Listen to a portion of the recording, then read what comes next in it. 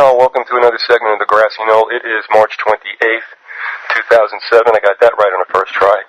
So far, so good. And we have with us live from Ohio, the center of the universe, the brothers Collins, Philip and Paul. How you guys doing? Hey, Viz, how are you? So far, so good, but it ain't over yet. Yeah. I don't like to think of this as the center so much as the armpit.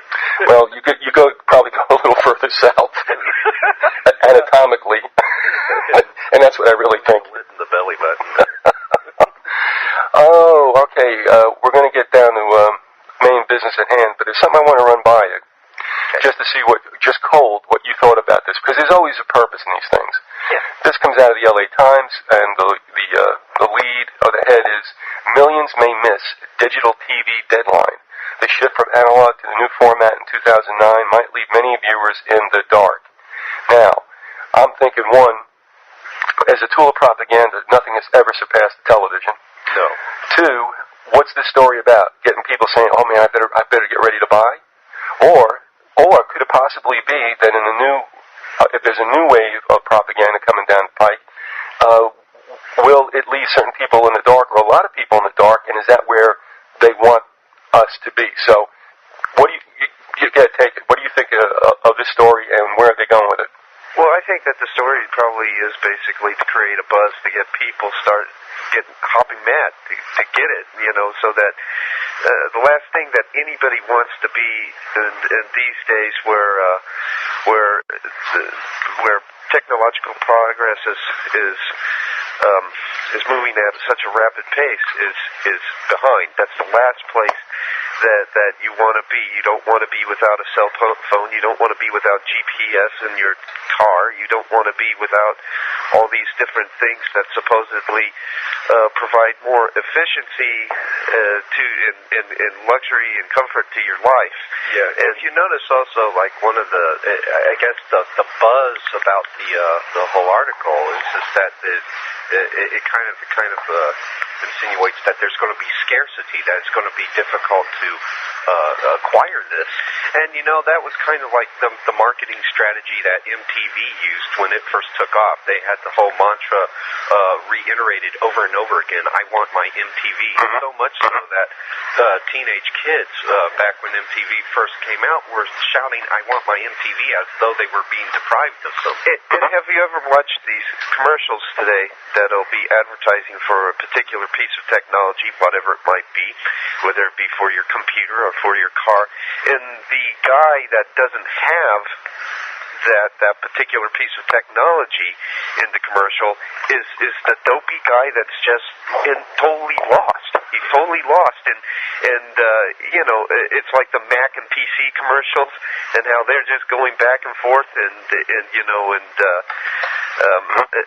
nobody wants to be there. It's a frightening thing, to be a native right on the outpost of civilization. So it's a scare tactic to get a mad dash, going for this. But I don't think that we necessarily need everything that these different multinational corporations are trying to sell us to live a full and complete life that you'll survive, and yeah.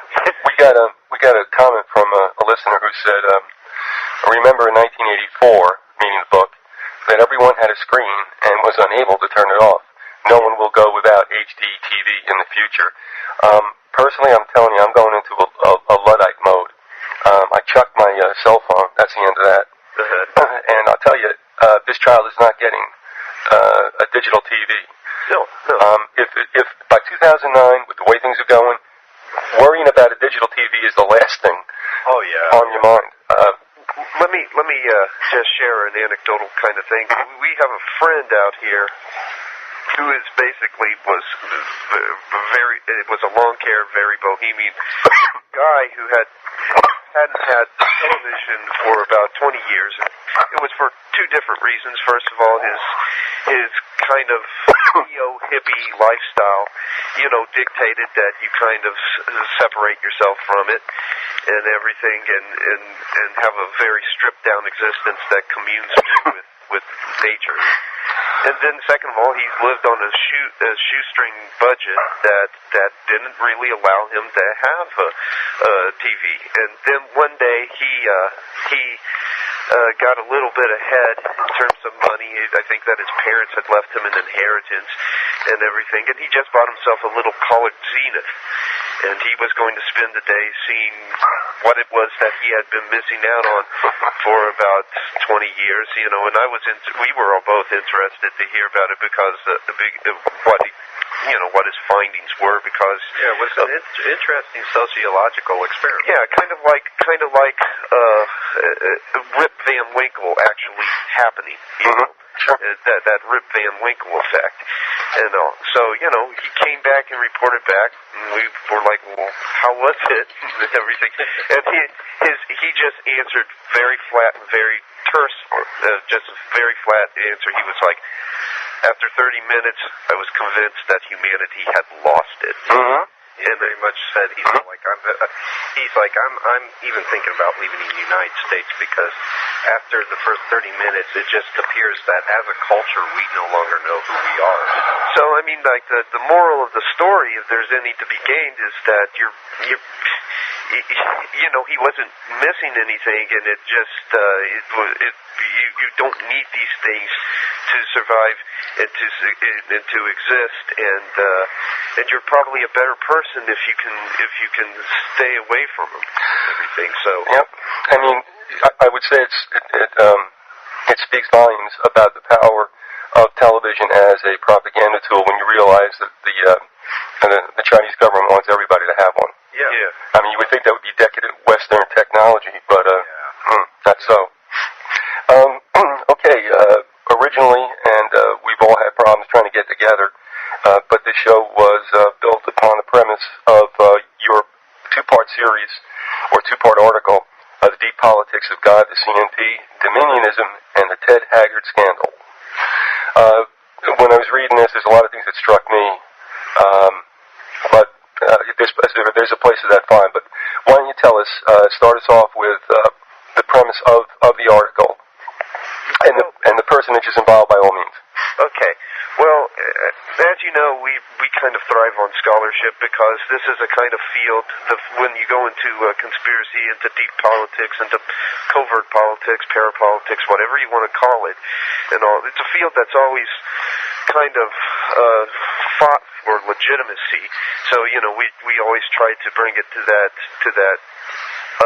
higher level of scholarship and everything. So I mean, but so we always approach it from that standpoint. But when looking at this group, I thought I'd kind of get off the road and kind of take a different tack in presenting it to your audience. If the audience wants to know what this group is like, they really should watch the movie The Blues Brothers. And if you watch The Blues Brothers, what you'll find out is that the whole movie is about a crusade. That's what it's about. It's about a religious crusade. The two brothers, Jake and Elwood, are pretty much quiet for that first half of the movie, and it's pretty peaceful until they get a mission from God.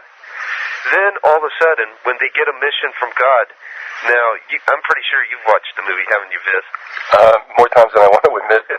Well, let me ask you this: when they get that mission from God, are they mindful of the safety of other people or the law once throughout that whole entire movie? Once they've got that mission? No.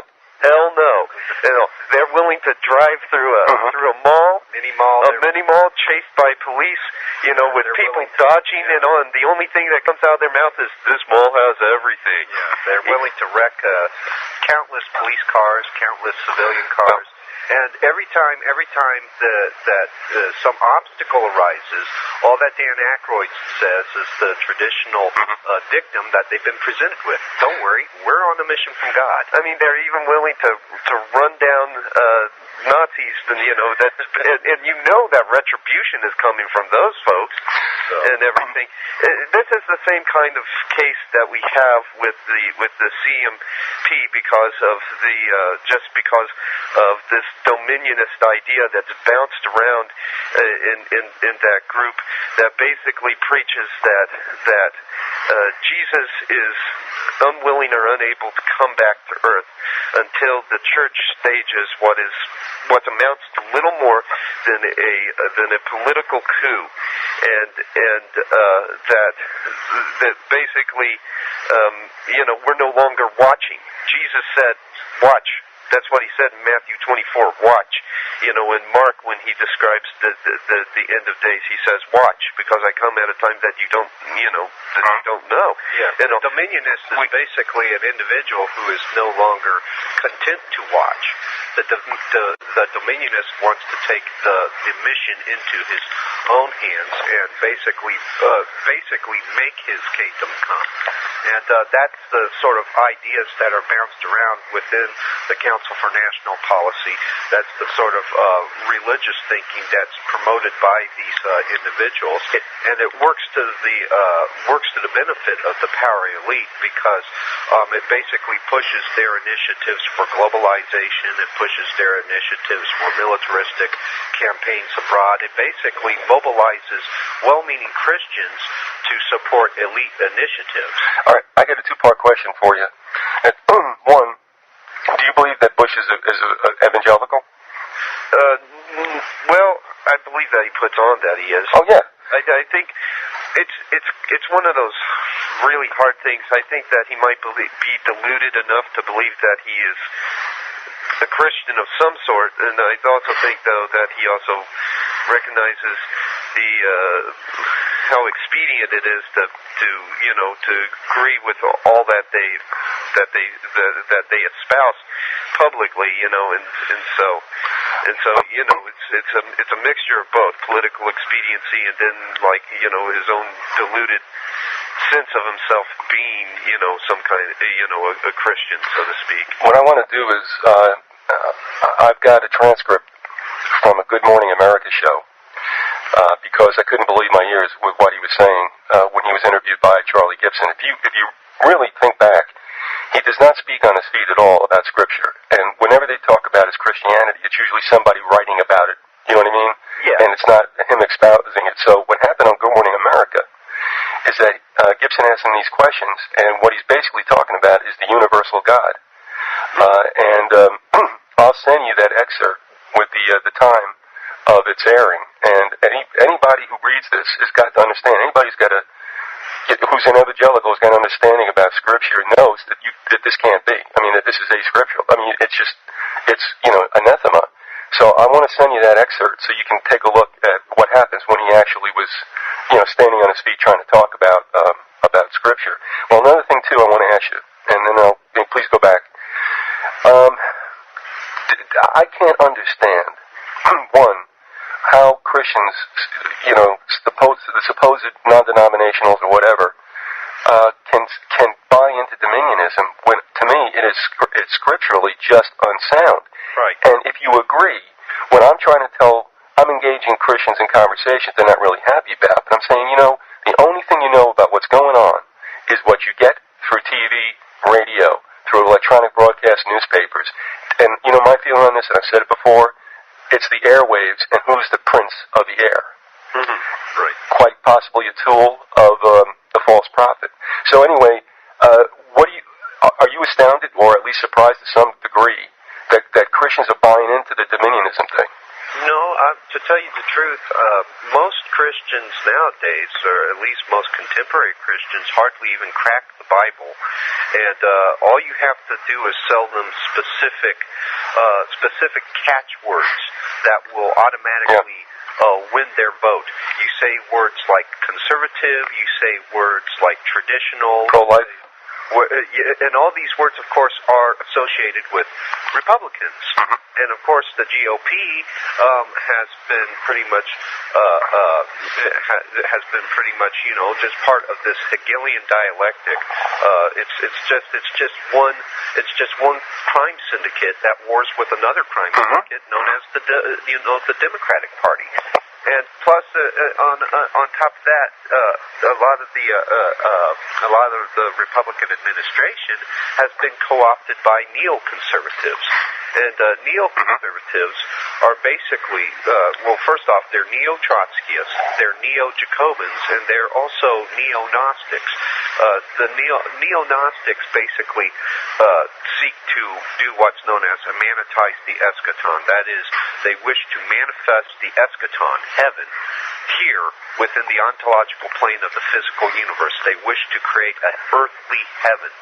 And that's basically, they wish to do it through the exportation of democratism. And by democratism, I mean the sort of democracy that V.I. Lenin referred to as being indispensable to socialism. It's plebiscitary democracy. It's the majoritarian democracy. It's crude. That leads towards socialism, that leads towards communism. And whether through diplomacy or force, neoconservatives hope to export democratism globally. That's what the global democratic revolution is about. And in so doing, the neoconservative strives to realize the secular Gnostic vision of an earthly city of social democracy. So for the neoconservative, democracy is humanity's Messiah, not any transcendent God. To give you an idea of that, how that rationale works, all you have to do is take a quote by Mr. Bush himself. George W. said, quote, "Liberty is both the plan of heaven for humanity and the best hope for progress here on earth," unquote. Now, it used to be that the plan for humanity was salvation through Jesus Christ. However, the neoconservatives who surround Bush have made democracy their God, and by extension, it's become the God of George W. So thus, the neoconservative transplants God within the ontological plane of the physical universe, and God becomes incarnate within the political institution of social democracy. This is the same with the Dominionists. The Dominionists basically transplant God within the social institutions that they are attempting to erect, and basically turn Jesus, transform him from the spiritual Messiah to a political savior, to a revolutionary. Yeah, into a revolutionary. They resculpt Jesus along more Jacobin lines. The interesting thing is that Dominionism kind of inverts the traditional socio-political utopian formula. The old socio-political utopian movements, be it communism, fascism, or other socialist revolutionary movements, they were secular Gnostics, of course, that were attempting to emanetize the eschaton. But they, while they rejected all the traditional religions, they still attempted to eviscerate those religions and transplant their metaphysical contents within the ontological plane of the physical universe. Thus, they became more or less ostensibly secular movements that sociologically behaved like religions. With Dominionism, you have an ostensibly religious movement that behaves like a secular one. Well, let me ask you this at this point. Isn't this where it's going to go globally and with all religions? And there's a wider question I want to ask you guys in the second half of the show regarding all that's taking place here with the three main religions. But, one, do we not agree that the idea in a one-world government, as we know, I believe, as the satanic takeover, as the secular people understand, as we said, this one-world government, is also one-world religion, and that's religion to the state. And isn't this kind of almost a process into conditioning people into believing, or at least chunking what they've known, to assume this worship of the state? Yeah, you're right about that. What we're doing is we're seeing a process of synthesizing the various religions into one, because like you're saying, Viz, one world government situation calls for a common ideology to act as the to act as the glue, the social glue that holds everybody together, and basically makes it coherent. It gives us some social coherency. So what you have is you have the Dominionist transforming the Christian camp into neo-Gnostic jihadists, and then on the other end you have Zbigniew Brzezinski, you have the Agency for International Development, you have the Central Intelligence Agency, all of them back in the 80s, radicalizing the Muslims and physicalizing their sixth pillar of faith, the holy war or jihad, and changing it from a spiritual warfare into a physical political warfare.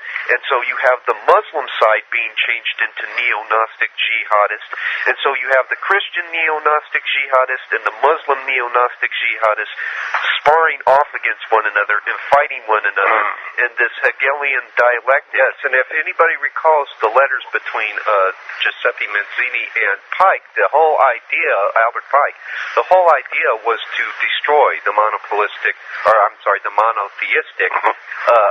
religions. And the Abrahamic faiths were to basically be destroyed, and Luciferianism was to basically come in and fill the vacuum. But like the synthesis between these two is that it's quite similar to what Pike described in those letters to Mazzini. Yeah, which would lead to the manifestation, as they put it, the manifestation of the Luciferian faith itself here on Earth.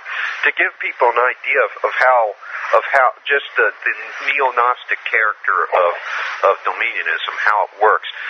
Ted Haggard, who was a member of the CMP and has kind of fallen into disrepute with the sex scandal, he basically believes that spiritual warfare requires a worldly counterpart, and that worldly counterpart, Ted Haggard asserts, is preemptive war and preemptive warfare. And he basically says that the Bible's exhortations against sin basically set up a preemptive paradigm, and it's all about war, and that the Bible's a bloody book is what he calls it, and it's all about blood. Well, Haggard's talk about preemptive warfare and his advocacy of preemptive warfare. First off, it's central to neoconservative geopolitical doctrine, and it basically bespeaks a resounding approval for the global exercise of America's will to power. But also, Haggard distorts the Bible's references to blood and restates them in purely a militaristic context. So you no longer have any spiritual significance there. All the biblical passages concerning blood are no longer spiritual in context. So spiritual warfare is reconceptualized within a neo-Gnostic context as an object of immanent experience, a concept entirely confined to the ontological plane of the physical universe. So what you have now is a complete inversion of Ephesians chapter 6, verse 12. No longer is the Christian now opposing the principalities, powers, and spiritual hosts of wickedness in heavenly places. Now the adversary, now the devil, is entirely flesh and blood. He's become a purely immanent savior, which the Dominionist, of course, transplants within any party that disagrees with them. So this herein is the neo-Gnostic jihadist character of Dominionism, and it pervades the doctrines of the CMP, and it also heavily influences the policies of the neoconservative dominated administration. And what Haggard also did there is he basically, publicly he rejects Darwinism as a biological theory, but then he accepts it as a social theory because preemptive warfare rose during the time of social Darwinism, and it's pushed by the Darwinian militarist because preemptive warfare basically causes a clash between the different the different groups of man, that clash leads to biological adaptations, and of course that of course is evolutionary progress in the mind of the Darwinian militarist, and we know that we have Darwinian militarists in the military establishment today because our political establishment is controlled by socio-political Darwinians that make sure that Darwinian militarists fill the key positions within the military establishment. Yes. Let me hold you there just for a second. I want to let everybody know you're listening to Paul and Philip Collins. We're discussing the first part of their two-part article, Deep Politics of God, the CNP, Dominionism, and the Ted Haggard Scandal. Also, folks, and I'm addressing this to you guys. First of all, why don't you tell them where they can find this? And before you do, have you heard from Terry much lately? Oh, yes, indeed. Yes, okay. Indeed. Actually, Terry and I were talking about a little bit off the topic. We were talking about the band that he used to play with, 12-Foot Davis. We were getting on to some music talk and everything, but okay. So we've been exchanging our opinions regarding music and everything. But he is finishing up his book, which I will tell listeners right now that if you want the definitive book on the Illuminati, this will be it. It's called the Perfectibility, okay. and everything, and it'll be published through Trine Day here soon. Okay. It's the definitive book on the Illuminati. Well, Terry's done extensive research. He's gone back into German archives to get some of the original primary document sources. He doesn't just go and quote other people's work. I mean, he gets it directly from the mouth of the prophet himself. We're taking bets as to who's going to come out with their book first, Phelps or Terry. It's coming out next week. Yeah, it's coming out next week. Okay. It's 1,700 pages now. All right. I know. Well, I got to tell you, I mean, Terry, the last time I was talking with him, the book was up to 700 pages, and he's like, I'm happy that I waited to put it out because if I hadn't, that additional information would have never gotten in. But I mean, he's got pictures and diagrams of the original rituals of the original Minerval orders of the Illuminati.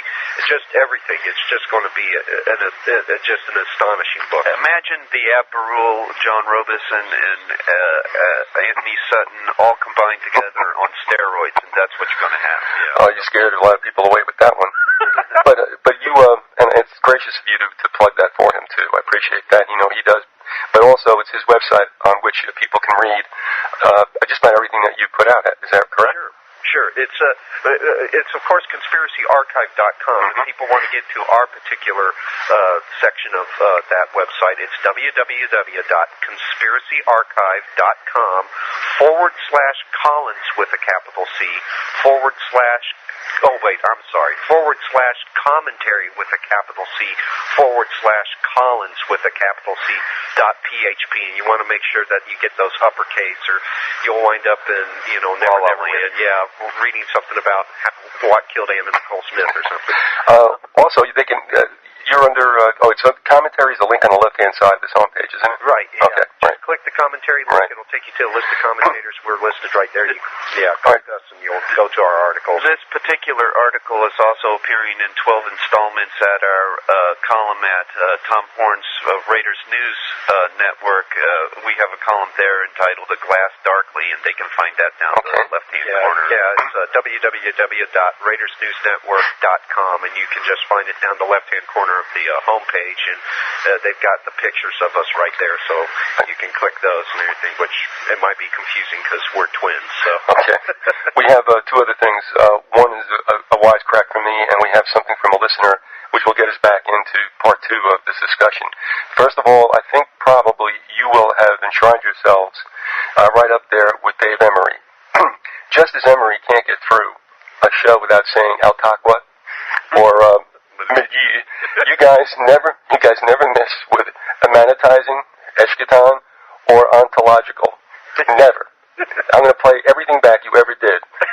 And also, ontological, I think that's the name of the town whose softball team from Ohio was here. And they did look like they might be a link in the whole evolution. No, I'm kidding. All right.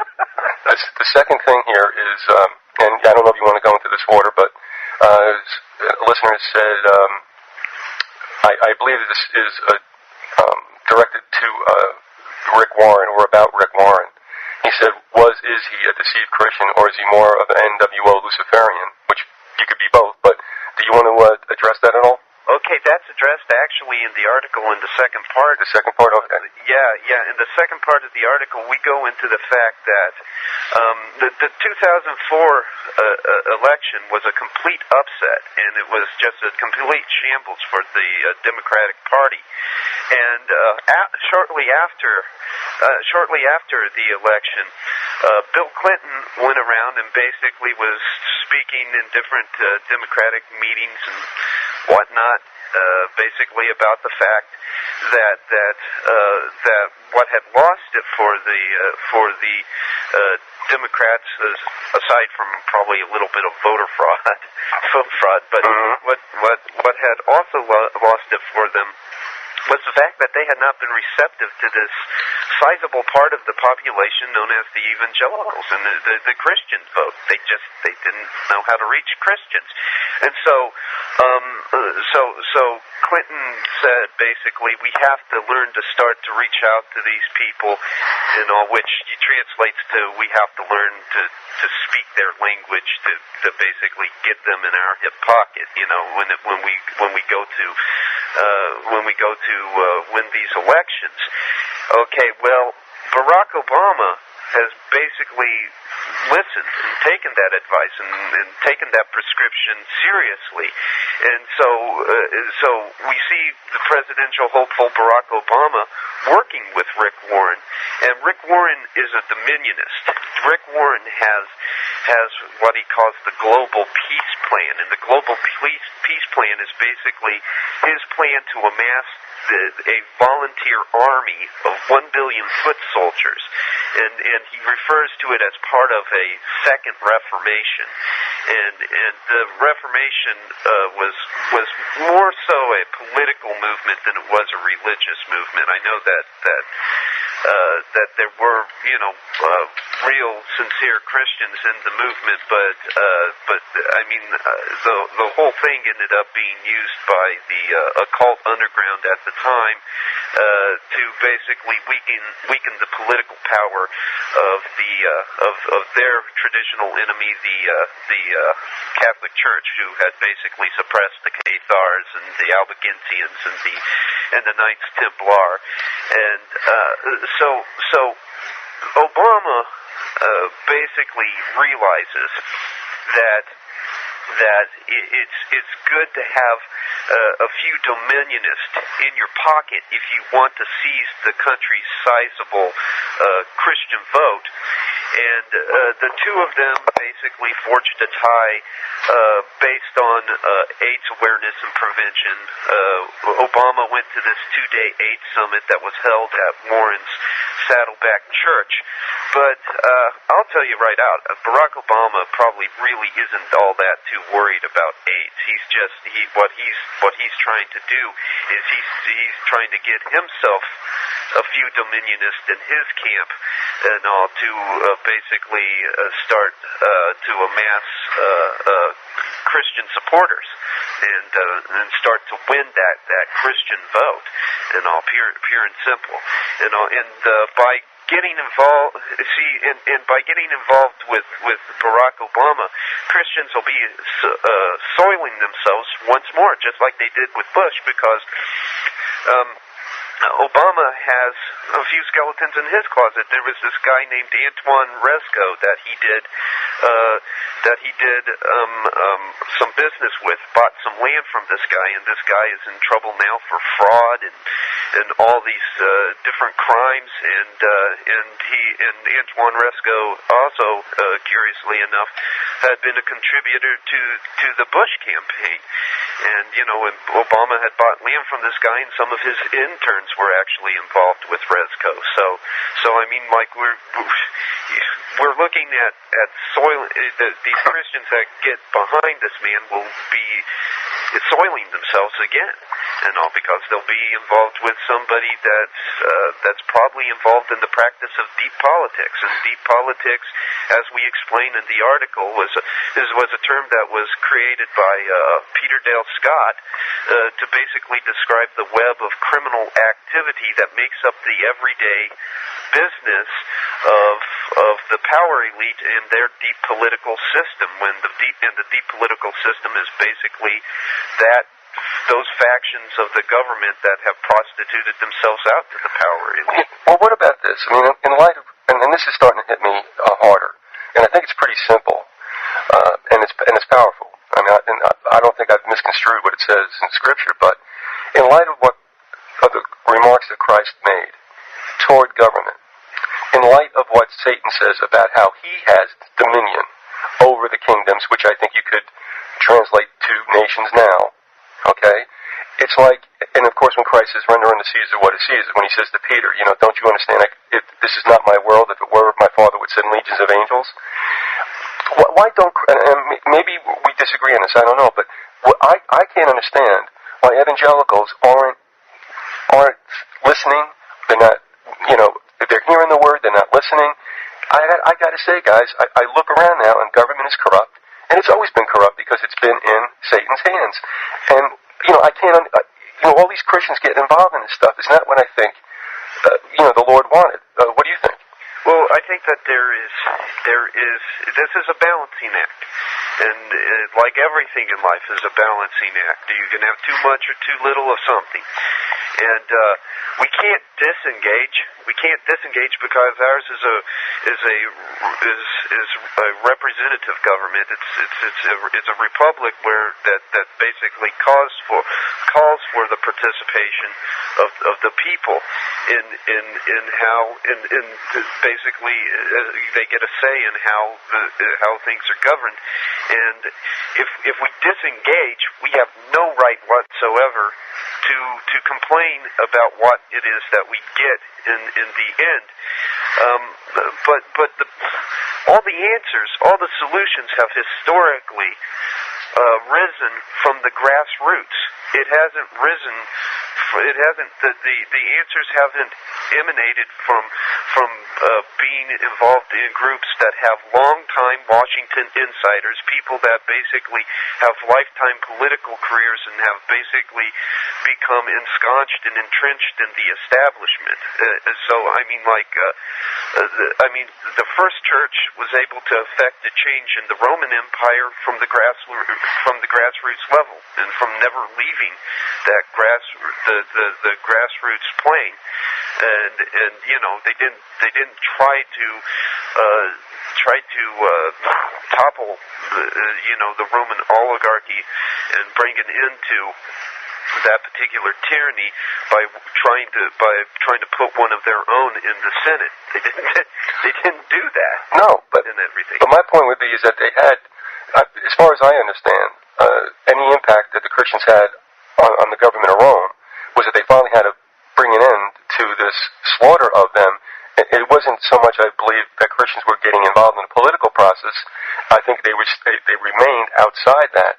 But I think when Rome realized that they could not break the will of these people, it's like, okay, let's go back and kind of like relook at this whole thing. So to me, again, they weren't getting involved and running, as you said, for Senate or whatever. I still think that they were extraneous to the political process, but. What I think they did is that they realized that if there's a problem, you have to deal with internals before you deal with externals. The politicians are all about dealing with externals by passing a lot of laws. The Christian appreciates the fact that the only way there's going to be any positive kind of social or political change is if you change people on an individual-to-individual basis on the inside with a spiritual transformation. That transformation for us is the born-again process where the spirit is literally born anew and begins to grow up in Christ, and so if enough people experience that spiritual transformation, the born again experience, that's naturally going to eventually translate in the natural, and it's going. Of course, it's going to have an impact. But you have to start there. You have to start internally, and basically, foster a spiritual transformation. If I may just add give a little bit of historical context to some scripture too. One of the problems is that Christians believe that in order for them to have any meaningful political activism, they have to get somebody who has substantial political and social capital in their corner. And the problem is that most people with substantial political and social capital are already part of the system. And now, when Jesus said, "My kingdom is not of this world," he invoked a term for world. He invoked the term cosmos, which comes from the Greek word cosmos, which means an ordered arrangement or connoting a system. Now, to put that into historical context for the listeners, what was the dominant historical system at the time? The dominant political system was the oligarchical system of the Roman Empire. Now today, we have yet another oligarchical system that virtually mirrors the Roman Empire that was in existence 2,000 years ago. So, in order for Christians to effect any positive social and political change, they cannot have somebody who is part of the cosmos, who's part of the system. And the problem is that the CNP, Council for National Policy, the Dominionists, and all these other evangelicals have aligned themselves with traditional establishment players. They've aligned themselves with people like Richard Mellon Scaife, Oliver North. They've aligned themselves with John Senglob, people from the Iran-Contra fraternity, for crying out loud. And anybody who knows the history of Iran-Contra knows that was hardly a Christian enterprise. That was an enterprise involving corruption, involving death and destruction. And the problem is that by aligning themselves with such individuals, Christians invariably become grafted onto the deep political system and invariably become embroiled in deep politics. It was also a scandal that involved Satanists. And so-called born-again Christian Ollie North, part of his covert Contra support apparatus was none other than Lieutenant Colonel Michael Aquino, who was the head of the Satanic Church, the Temple of Set. He was a high priest in that church, and Rusty Nelson, who was basically the personal photographer of Lawrence King, not to be mistaken with Larry King, the talk show host. I'm talking about the black GOP political activist, Larry King. Out in Nebraska, right? Huh? Out in Nebraska? Yeah. Well, Rusty Nelson described an incident where he saw King pass off a briefcase of money to Aquino that was basically going to Ollie North's network. And Ollie North is so-called born-again Christian, a member of the CMP, and here he's working with a Satanist who would later be embroiled in the Presidio daycare scandal, where basically Gary Hambright, this ordained Baptist minister and an employee of the daycare center, was molesting children, and it was found out that the Adams-Thompson child was probably not only molested by Hambright, but also by Michael Aquino and his wife Lilith, because she ended up identifying their house on, I believe it's Leavenworth Street, as being the house that she was taken to by Gary Hambright, and they basically went into that house and removed several videotapes, masks, and all sorts of things. and officially the Army said, well, you know, there hasn't been any real molestation, but you might want to have your kids checked out for AIDS because Gary Hambright died of AIDS. You know, and so, you know, basically an admission of guilt anyway. And then Aquino was quietly drummed out of the Army. But this is who these CMP members are working with. Yeah, Satanists and pedophiles and child molesters. It's through other individuals such as Jerry Falwell. They connect to individuals like Reverend Sun Myung Moon, and Reverend Sun Myung Moon and his Mooney cult basically amount to a Gnostic cult. The Sun Myung Moon takes a page from several other wannabe saviors of the past, whether it was Krishnamurti of the New Age movement, or Lord Maitreya, or Jacob Frank of the Frankist movement. Basically, his claim, he takes a page from Mani of Manichaean Gnosticism. His claim is that Jesus failed in his original mission to come to earth to save humanity, and now he has been ordained by God to be the salvation of the world. How convenient, yeah. Yeah, and see, that's what we basically see going on within amongst these groups, within the Council for National Policy, within the Dominionist circles, with the Moonies, Reverend Sun Myung Moon. You basically see the practice of what's known as religious engineering, and that's that was a term coined by members of the Process Church, the Process Church of the Final Judgment, which was basically the subject of a 5-year ethnographic study by a sociologist by the name of William Sims Bainbridge. And basically, religious engineering is, in his words, the skilled, systematic creation of a new religion. And typically, the religion that is being sculpted meets the politically and socially expedient needs of those who are sculpting it, the religious engineers themselves. Let me ask you a question, too, if I could. In your research, with all the articles that you've done relating to CNP and this whole process that's going on with, as you said, Dominionists and such, have you found that there is also resonant in this type prosperity preaching as well? Or prosperity doctrine?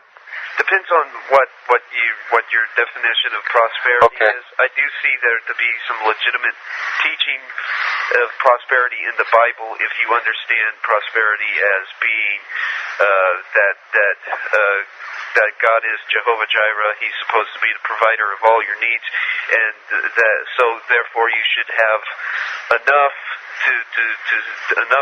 to make it, and a little bit left over to help others. Well, I tell you what, the definition was I'm going to take, as the world sees it, was in a supplement to the New York Times, the Sunday New York Times, and I think it was around 1981, 2 or 3, somewhere in there.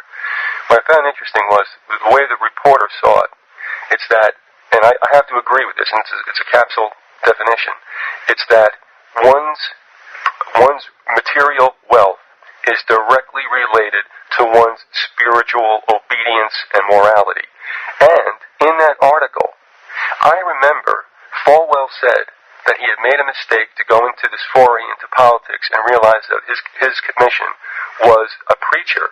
Now, it's 2 parts, but 1, there's your definition, and 2, Falwell backed out of this 20 years ago, and then I watched him just jump back in again. Did you pick that up at all? Because, I mean, we're going back 20 years or so, and I'm pulling a little age on you. But, I mean, historically, obviously, you have access to that as well. So, 1, the definition of prosperity, and also, did you ever, divine that at one time Falwell jumped out and then came back in? And if he did, which I believe he did, does it relate to what you guys were saying about being bailed out by Mr. Moon? It might have something to do with that. I think that Falwell basically just jumped between the extremes of heretical doctrine. When Jim Baker was basically out with the PTL, Falwell came in there and said, "We'll have no more teaching of healing and prosperity on this channel." And it's like, well, you can see where there was some heretical ideas that had been tossed about, but the direction he ended up going was from healing and prosperity to sickness and poverty. And it's like, well, gee, you're really going to catch people with that one. And so he had went from one heretical extreme to the cessationist heresy. Yeah, and cessationist heresy, the problem with cessationist doctrine, which rejects any and all supernatural and miraculous characters of God, is it's premised upon upon Enlightenment philosophy. And the Enlightenment, of course, was the anti-Christian movement that presaged the French Revolution, and the Enlightenment was replete with esoteric circles such as the Freemasons. Adam Weishaupt of the Illuminati was an Enlightenment thinker.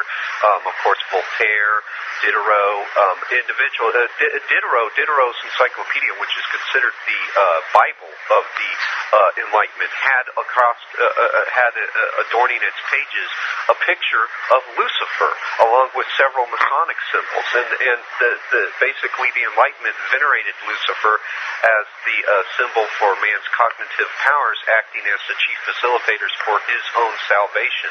So that's basically where the whole cessationist school of thinking that comes in and basically tries to act as an antithesis to prosperity doctrine. That's where it comes from, and that's the extreme to which Falwell gravitates. Yeah, it flies right up in his cessationist ideas flew right up in the face of Scripture, because if you read the end of the book of Mark, Jesus flatly states, he's like, look, these signs will follow those that believe.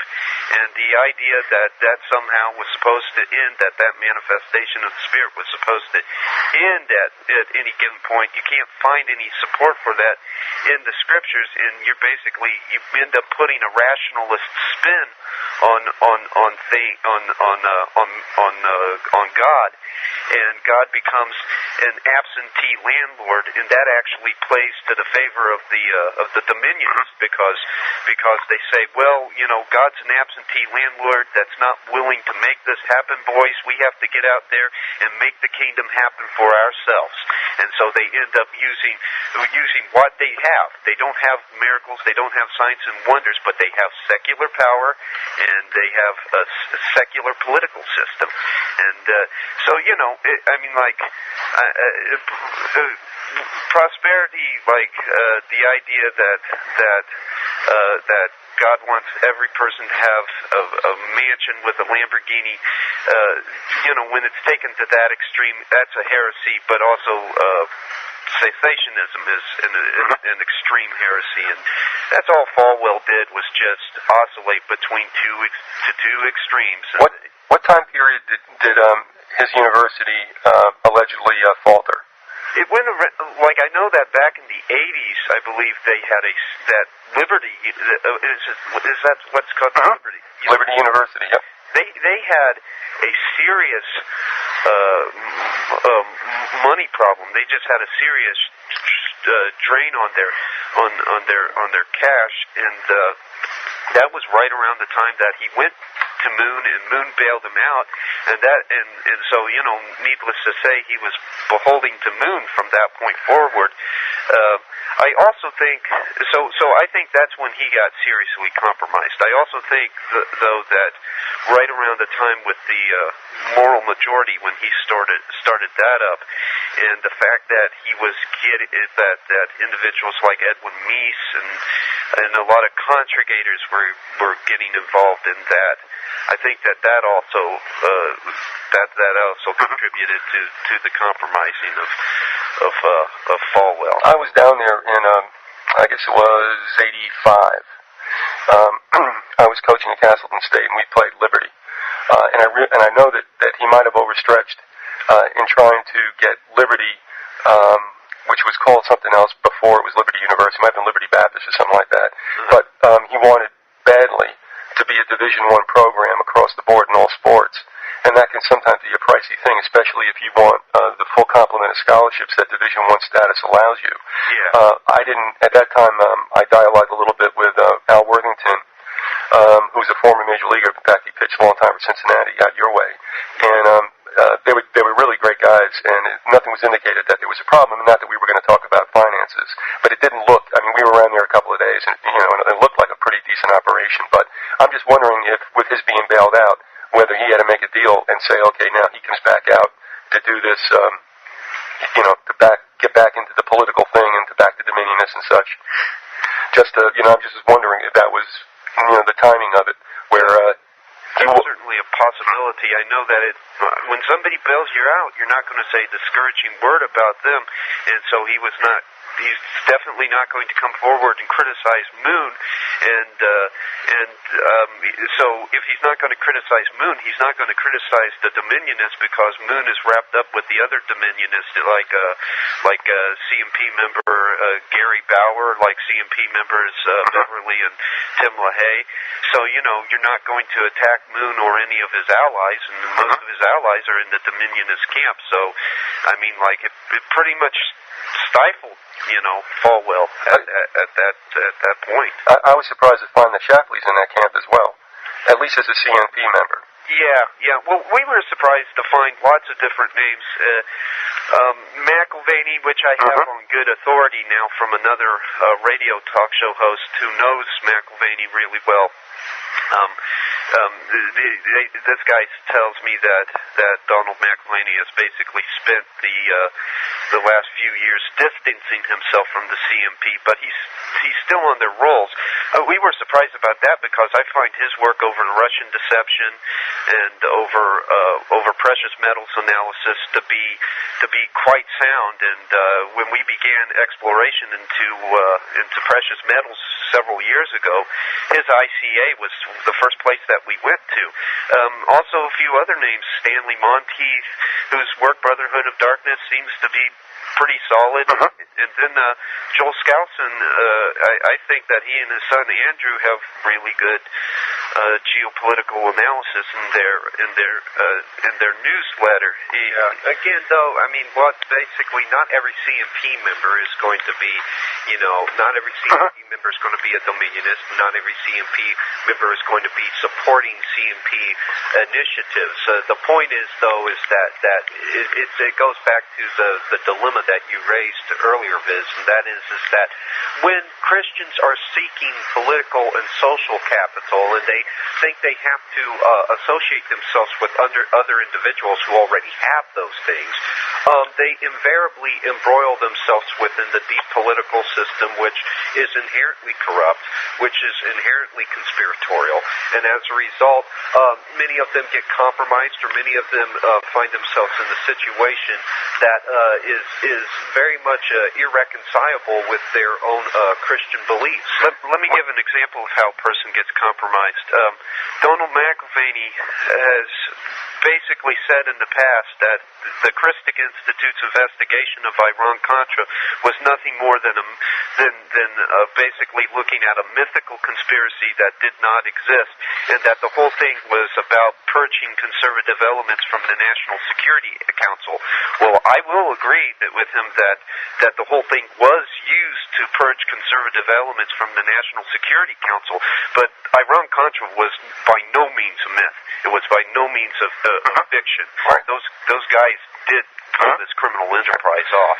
We're running out of time, though, guys. Did you want to finish up with the McIlvaney thing, or? That's fine. Yeah, sure. All right. Well, okay. What I was going to say is that, are you guys okay for next Wednesday? Yes, absolutely. All right. I think I will be too. We'll play it by ear. I appreciate the slack. But there's something I want to go into also that's in the first part, and then we can springboard into the second part, if that's okay, next time around. Sure. Okay. Listen, folks, you've been listening to Philip and Paul Collins. You can find their writings on conspiracyarchive.com. Go to commentary, and you'll be able to find that. Listen, I thank you guys for hanging with me with the postponements and such, and all goes well. We'll see you next Wednesday. Sounds good. Thanks very much, folks. God bless you and goodbye.